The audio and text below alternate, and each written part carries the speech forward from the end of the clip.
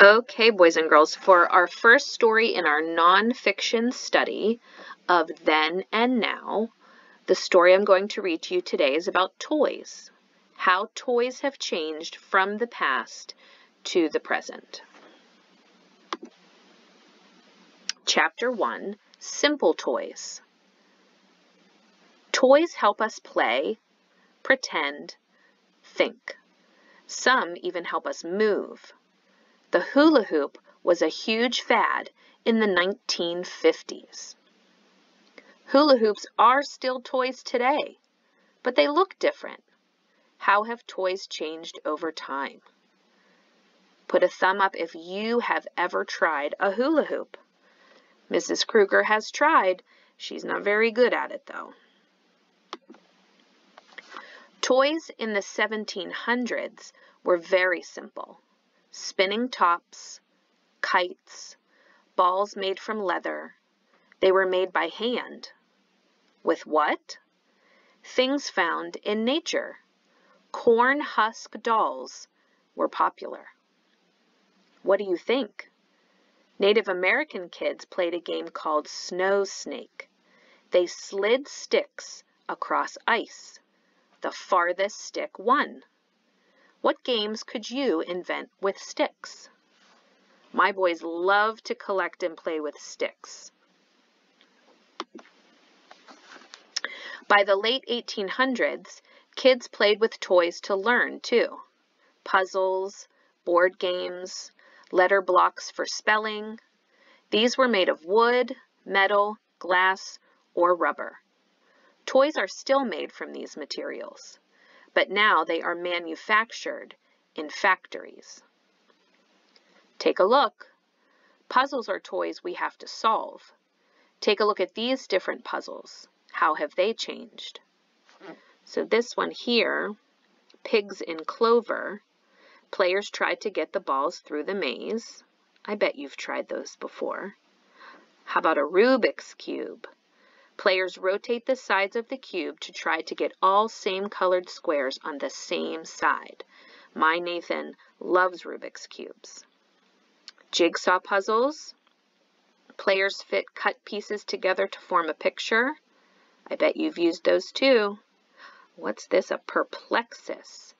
Players rotate a clear ball to try to get a smaller ball inside through a maze of plastic twists and turns. That looks cool. Chapter 2, New Features. In 1902, the teddy bear was invented. This toy was soft and cute. You could move its arms and legs. Today, stuffed animals have more features. Some speak, some have sensors to sense movement. Many can move on their own. I bet you have stuffed animals at home. By the 1920s, new kinds of transportation were everywhere. Toy trains, cars, trucks, and planes became popular. These new toys looked like the real thing. They had spinning wheels and parts. Electric trains sped around a toy track. Chapter 3, Fads and Favorites. Toy robots before the 1950s were often made of tin. A crank turned to make them walk. The 1950s brought toys made of plastic. Barbie, Mr. Potato Head, Robert the Robot could pick up objects. Legos were a major hit of the 1960s. People were amazed by Legos. Imagine if they saw Legos today. Now you can program a Lego robot. Legos are probably one of my favorite toys. In the 1970s, toys started reflecting what was on screen. Kids spent hours playing with their favorite action figures. What were the characters from? Star Wars, Sesame Street, Disney. More toys used batteries. High-tech toys lit up. They had fun sound effects. Almost all dolls used to have white skin. That has changed over time. In the 1990s, girls could create an American Girl look-alike doll. She could pick the doll's hair, eye, and skin color to match her own. What do you think? In 2016, Barbie got a makeover. The doll now comes in 11 skin tones and 28 hairstyles.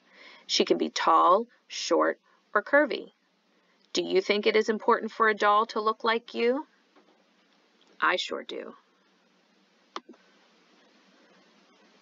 Now, Wi-Fi, sensors, and computer chips make toys smarter. Toy cars can take video.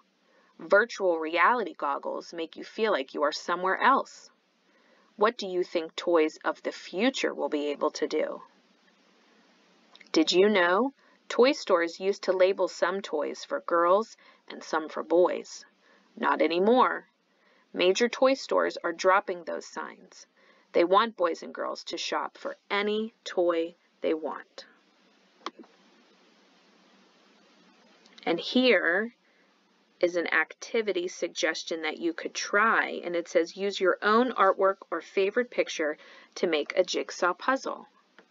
So if you want to pause the video and look at the materials you would need and these directions, this is an activity that you can try.